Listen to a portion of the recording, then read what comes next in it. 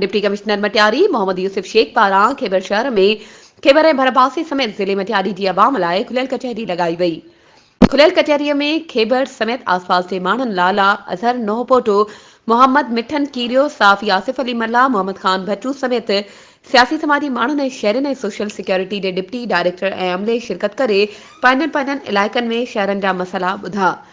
डीसी मटियारी अवाम जा मसइला ॿुधण बाद वारे सां समूरनि मसइलनि बाबति तफ़सील सां जवाब ॾींदे चयो त असां मञूं था त वाक़े तालके मटियारी में खोड़ सारा मसइला आहिनि।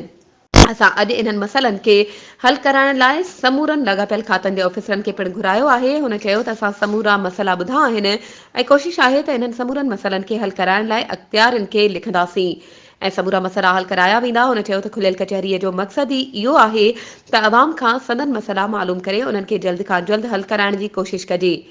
हुन चयो त असां मसइलनि खे हल कराइण लाइ जल्द लाॻापियल समूरनि खातनि जे ऑफिसरनि सां गॾिजाणी पिणु कंदासीं त जीअं अवाम जा मसइला जल्द खां जल्द हल थी सघनि।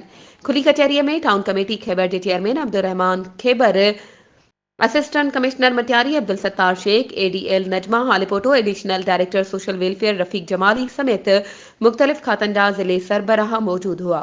वधीक ख़बरुनि ऐं अपडेट्स जे लाइ असांजे चैनल खे सब्सक्राइब कयो ऐं हा, बेल आइकन खे प्रेस करणु न विसारिजो त जीअं असांजी हर नई अचण वारी वीडियो तव्हां ताईं पहुचे।